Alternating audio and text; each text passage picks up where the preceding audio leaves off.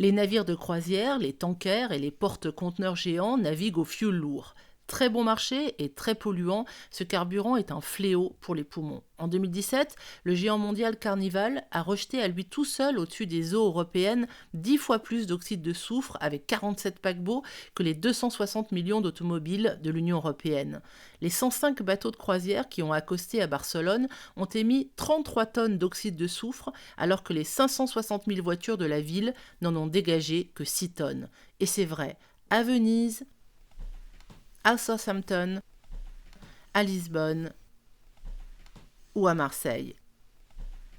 Pour autant, on ne peut pas dire que 15 bateaux de marchandises polluent plus que toutes les voitures du monde, une phrase qui avait circulé en boucle lors de la crise des Gilets jaunes. Ce qui est vrai du soufre ne l'est pas du gaz carbonique. À l'échelle mondiale, le transport maritime émet près d'1 milliard de tonnes de CO2 par an. C'est 5 fois plus que le rail, mais un petit peu moins que les avions, 2 fois moins que les camions, 4 fois et demi moins que les voitures. Le shipping pèse un peu moins de 3% des émissions de CO2 liées aux consommations énergétiques de 7 milliards et demi d'humains. Mais ce secteur a vu doubler ses émissions de CO2 depuis 1990.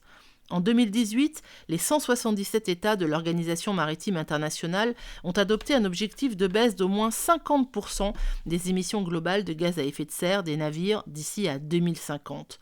Mais beaucoup d'organisations affirment qu'on pourrait faire mieux et atteindre le zéro CO2 avant 2050. Pour y parvenir, il faudrait déjà réduire les besoins de transport d'hydrocarbures et relocaliser certaines chaînes de production. La mesure la plus efficace, économique et facile consiste à réduire la vitesse des navires de marchandises.